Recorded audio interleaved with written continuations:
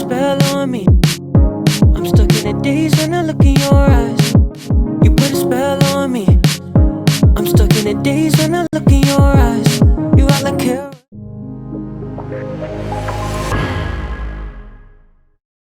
A couple weeks ago, I made a post in our Facebook community where I was talking about some of my favorite budget-friendly microphones, specifically for pop vocals, and in that post, I was recommending the Lauten Audio Black series. I've used them on the channel quite a bit. They're really, really good microphones, especially for the price, but we did have somebody comment, "That's great, I'm glad that those mics sound great, but $300, $400 is still a lot of money, and it's still out of a lot of people's budget." So, somebody wanted to see what I could do with a $25 or a $50 USB mic from Amazon, so that's exactly what I did. I went out and bought a $25 USB mic right off of Amazon. It's from a brand called Tonar or Toner. To be honest, it looks like crap. It feels like crap. But we're going to dive into Cubase and we're going to see how we can get it to sound. We're going to see if we can get a $25 USB mic to sound decently usable in a production. And to take it even a step further, we are only going to be using stock plugins because I figured if your budget is only $25 for a mic, you're not going out and you're not spending thousands of dollars on software. So we're going to see how good of a vocal we can get with this microphone with some stock plugins. But before we do, my name is Austin. You're watching Make Pop Music, where we have weekly tutorials on music and music production. If you like this video, please make sure you like, comment, and subscribe because that helps us out a ton. And if you want to support us, you can head over to our website, makepopmusic.com, after this video and check out all of the cool stuff we have over there. We have sample packs, preset packs. We just launched a brand new 14.5-hour start-to-finish production course. So definitely go check that out after this tutorial. But let's dive into Cubase and see how we can get this $25 mic to sound. Before we even talk about how this mic sounds, I want to talk about the kind of hassle that it was to even get this mic to record in Cubase, because with this being a USB mic, you don't plug it into an interface, which means that your audio drivers are going to be all out of whack for whatever DAW you use. So when I used this, I actually used Voicemeeter, which is the same kind of capturing software that I use for tutorials. But basically what I had to do is plug this in, and then the USB was able to be read right here on the hardware input. And let's see if it's still up here. It's not still up here because I've taken it off, but there was one right here that just said like Tonar USB microphone. And so what I had to do was I had to route it into here, and then I had to go in and I had to change my software in Cubase, and I had to go to Studio Setup, and then I had to select the Voicemeeter Virtual ASIO, and I basically had to get my output from Voicemeeter into Cubase. And to be honest, it was kind of a hassle and a workaround. And it might even change the fidelity, but we're going to count that because that's exactly what you have to do to even get this mic to work in the first place. So now that that's been said, understand that if you're using a USB mic inside a DAW, but you also have an audio interface, you're going to have to start switching drivers. You're going to have to make aggregate devices if you're on a Mac. It can be quite annoying to do. So if you've already got an interface, that's already one tally for not getting something like a $25 USB mic. If you've got an interface, just get a dynamic or a condenser mic and roll from there. But with that said, let's actually take a listen to what this mic sounds like. I will make a disclaimer. I've been a little bit under the weather all week. If you can tell, I sound a little bit stuffy.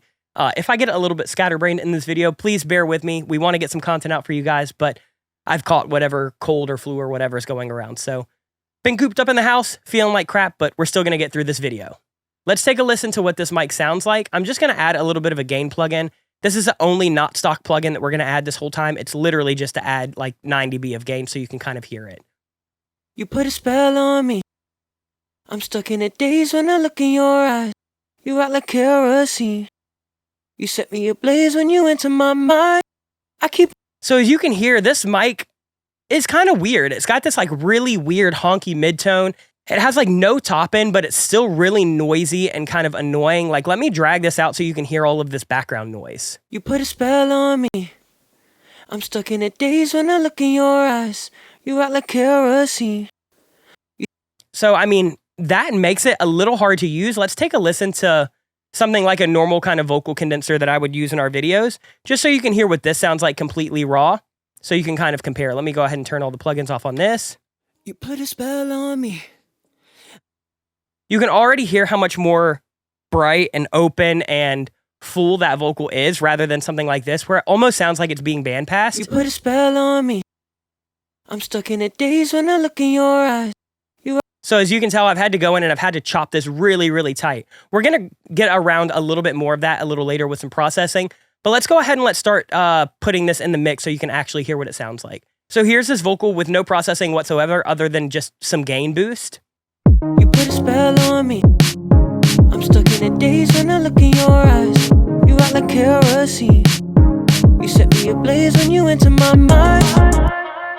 To be honest, using something like this microphone gives my voice a completely different timbre than I normally have when I'm singing.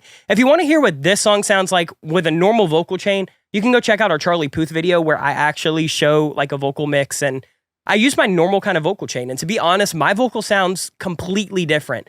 But let's start processing. The first thing that I'm going to do with a microphone like this is I'm going to go pretty insane on like EQ. And so what we're doing is first, we're just doing a kind of like 48 dB pass filter. I don't want any of that low end. It's pretty muddy. It's pretty noisy. And it picks up some of the plosives. And since it's a cheap mic on a cheap stand, you really want to get rid of all of that. The next thing that we're going to do is tame some of these mids. So as you can see right here with bands 3, 4, and 5, we've got some stuff going on at 280, 477, and 758. These are all just kind of taking away anywhere between like 1.5 and 2.5 dB. And that's really just adding quite a bit of tightness because it's such a bloated vocal in the mids.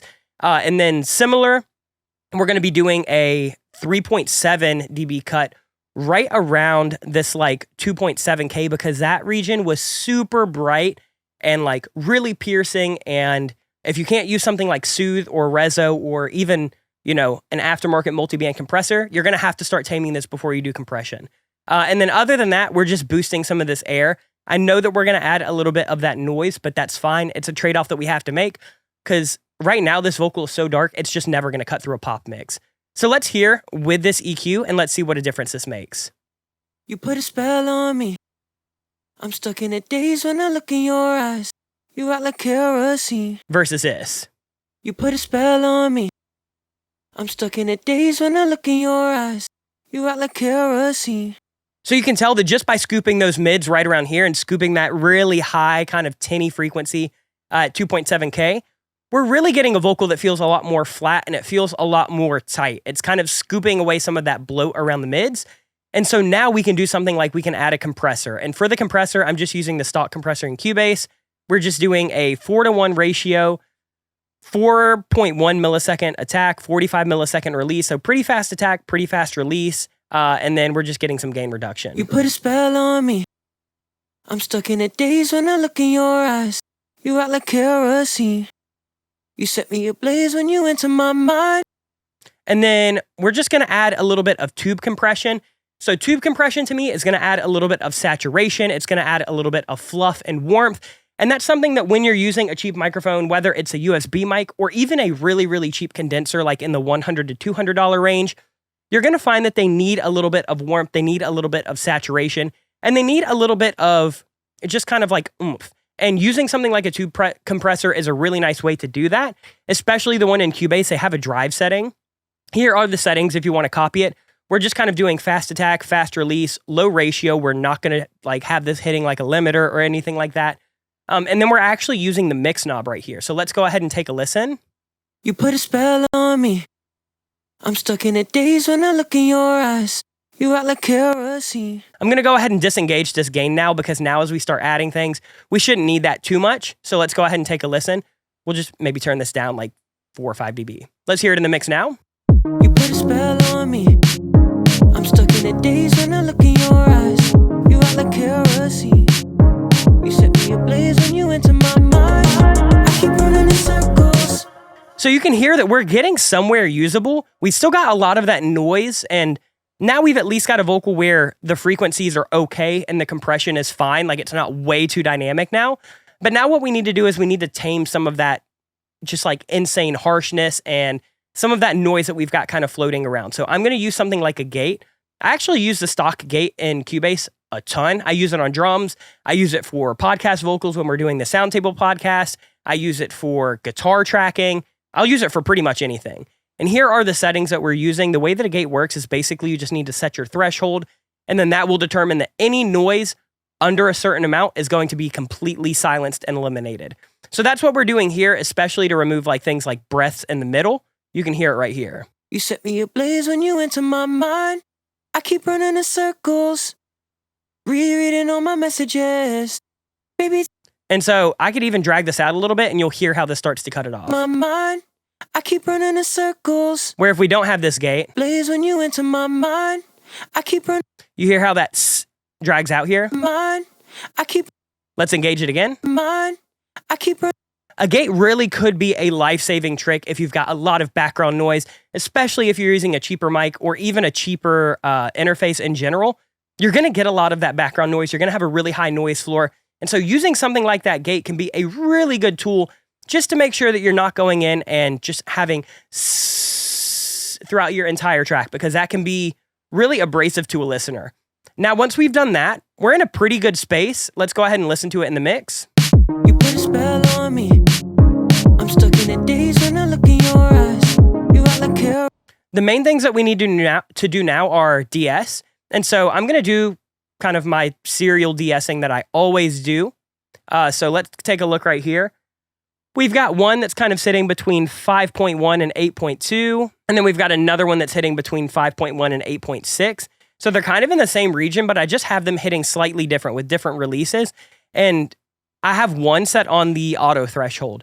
And so what this is doing is this is just giving me a little bit of extra fine tuning. I had it where it was only one de-esser, but it was just doing way too much and it was creating that lispiness, especially with a microphone that doesn't have a lot of top end or anything like that anyway. Doing some of that serial de-essing and serial compression where you're doing small little kind of adjustments in unison can be huge for just getting a more natural sound. You put a spell on me. I'm stuck in the days when I look in your eyes. You act like kerosene. So you can even tell that this first one right here, this is my insert number 5. That's getting hit on almost every S no matter what. And that's doing my kind of first stage of de-essing. And then my really hard ones that are going to have like the S on like beginnings of words or those really hard transients, that's where the second one is going to kick in. And it's just going to add a little bit more for whatever this is not quite catching. You put a spell on me. I'm stuck in the days when I look in your eyes. You act like kerosene. So you can tell that number 5 is doing a bit more work, but we have number 6 just to kind of finish it off, just to make sure that we're not going to de-ess too hard in one stage and get that lispiness. The next thing that we're going to be doing is a last little bit of EQ. This is where I can completely turn off this gain because we're doing quite a big dB boost here. And here are the settings. Again, we're just kind of taming some of these lows and low mids. I just find cheaper microphones in general to get really kind of muddy and disgusting down there. And then this is where we're taming some of these high, mids, and these kind of like sibilant frequencies, because as we've added compression and as we add gain to get this loud enough in the mix to actually poke through, we need to just tame all of these things because they can be really abrasive. So let's go ahead and let's listen without the EQ. You put a spell on me. I'm stuck in the days when I look in your eyes. You act like kerosene. You set me ablaze when you enter my mind. I keep running in circles. So now we've got it loud enough to actually sit in the mix, but it's not stabbing us. So let's go ahead and let's just kind of like see what each of these bands are doing. We've got number 1 doing a low shelf that's taking around like 3.5 dB out of everything under 155. I just really don't need much down there. I don't want to completely bandpass it because then it'll really hollow out that vocal and it'll add some weird like pre-ringing and some resonances that I don't want. But we're getting rid of a good bit of that. And then we're doing a 2.5 dB cut at 234. It was just where it had like this really weird kind of like mid tubbiness. And then at 1.99K, so 2K, we're doing 3.7 dB. Let's go ahead and show you what that one sounds like with and without. You put a spell on me. I'm stuck in the days when I look in your eyes. You act like kerosene. You set me ablaze when you enter my... That's just one that's really abrasive. You put a spell on me.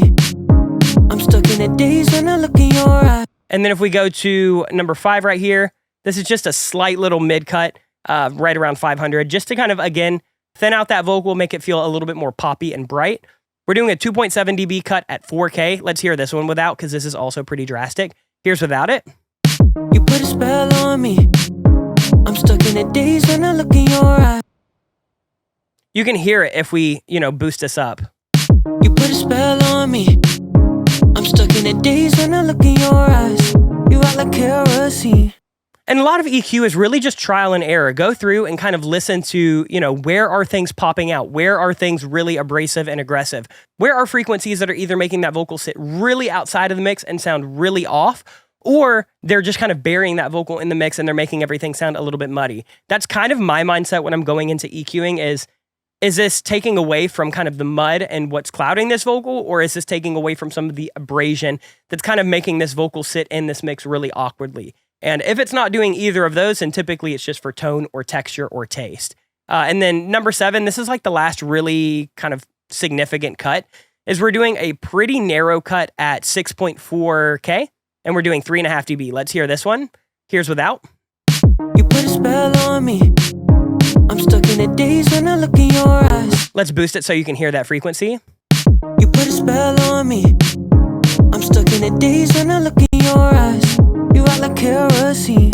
And then we're just doing a little bit of gain boost right here. We could probably turn this down a hair. Probably turn it to like 10. You put a spell on me. I'm stuck in the days when I look in your eyes. And then the last thing that I'm going to add in Cubase is just their pitch correction, just set to the key. F sharp major, 56 retune speed, tolerance at 13. You put a spell on me. I'm stuck in the days when I look in your eyes. You act like kerosene. Just to get me somewhat in the right place, let's go ahead and talk about these sends, because I always go over these in my normal videos. However, in this video, we're using all stock stuff. So for my widening, this is just going to be the studio chorus from Cubase, and I'm just using it at 100% wet. Here are my settings. You put a spell on me. I'm stuck in the days when I look in your eyes. It's just adding some detuning and some width. It's kind of gnarly, but it makes everything sound a little bit more interesting in the mix. And then for my big kind of long vocal reverb, we're using just this kind of like large room out of Revelation. One of my favorite stock plugins from Cubase. I used to use this all the time, and now I just have so many reverbs. I find myself kind of rarely going back to it, but every time I do, I'm thoroughly impressed with it. Here's what it sounds like. You put a spell on me. I'm stuck in the days when I look in your eyes. You act like kerosene. And then I've got a short reverb. This is just using the RoomWorks right here. So this is just, I think, the room background vox, and I've just adjusted some settings. Again, 100% wet because this is on a send. And then we've just got like a 0.75 reverb time, so a pretty short reverb. You put a spell on me. I'm stuck in the days when I look in your eyes. Just to add some width, add a little bit of like slap back. And then the last one that we're doing is this quarter note delay, which I'm just using the ping pong delay from Cubase. You put a spell on me. I'm stuck in the days when I look in your eyes. You act like kerosene. And then I'm just adding a little bit of reverb after it just to kind of sink it into the mix. You put a spell on me. I'm stuck in the days when I look in your eyes. You act like kerosene. I like adding reverb to my delay sends quite a lot because it can kind of just poke them into the mix a little bit more.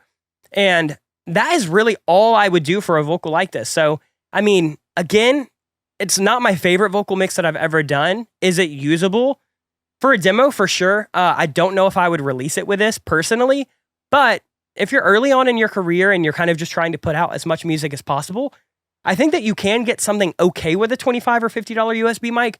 My only kind of, I guess, dissuasion of that is that the amount of time and effort and knowledge that it takes to get something like this crappy $25 USB mic to sound even slightly usable is extreme, right? So if you're just getting started and that's all you can afford, it's probably safe to say that you're not going to know exactly what to EQ, you're not going to know exactly how to set a compressor, and you're not going to know how to problem solve all of the things that kind of arise when you're using a mic like this. So while yes, I think that you can get something decently usable, I will say that I'm still a proponent of just saving up and getting a good quality vocal mic, because in the last video that we did, the vocal mixing video, I used one of those Lauten Audio Black Series microphones, and to be honest, I didn't really have to do anything in the mix. Like, you can go back to that video and you can listen to what that mic sounds like raw, and it's pretty much mix ready. Where this one took probably 45 minutes to an hour of me finagling, and I've been mixing now for 7 or 8 years. I do hundreds of records a year,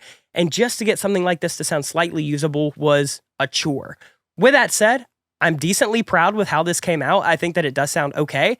Let's take a listen in the entire mix so you can hear what a $25 USB mic with all stock processing sounds like. You put a spell on me. I'm stuck in the days when I look in your eyes. You act like kerosene. You set me ablaze when you enter my mind. I keep running in circles, rereading all my messages. Maybe tell me did I miss a few signs? Cause goddamn it, I've been doing my best. So, It's not a bad vocal, decently usable, but again, back to everything that I just said. I think you are better off just saving up and getting a good microphone. I found a trend that really, really good vocal microphones are kind of at the $300 and up range. If you're going under that, I think you're better off just using some kind of like dynamic mic and just kind of doing it for demos. But if you're trying to get something that is legitimately release ready or mix ready, where you can send it to an engineer, you can get a good quality vocal mix, you can have something that feels like it can compete with, you know, commercial productions, I think you are still looking at that $300 and up microphone range. And again, if you're using this mic and you're using stock plugins, it is going to take a lot of time. It's going to take a lot of trial and error, and it's going to be quite a headache to get it to sound okay. But with that said, yeah, I mean, I guess I have this $25 USB mic. If y'all want to see me do more stuff with this, or if y'all want to see any other videos like this, please let us know, because this was kind of a fun little, you know, experiment and exercise for me, because I don't go back to, you know, super cheap gear very often. So if y'all want to see more stuff like this, please let us know. If you like this video, please like, comment, and subscribe. That helps us out a ton. Let us know in the description what videos you want to see in the near future. And then again, if you want to support Make Pop Music, head over to our website, makepopmusic.com, where you can check out all of our samples, presets. We just launched that new course, Producer Principles 101. We've got MIDI packs. We've got free content over there, so go download some of the free presets and samples that we have. And then other than that, we'll be back next week with much more content. Thank you for bearing with me while I'm battling this little chest cold, but hopefully I'll be all good by next week so we can pop out some more bangers for you guys. But until then, much love. Peace.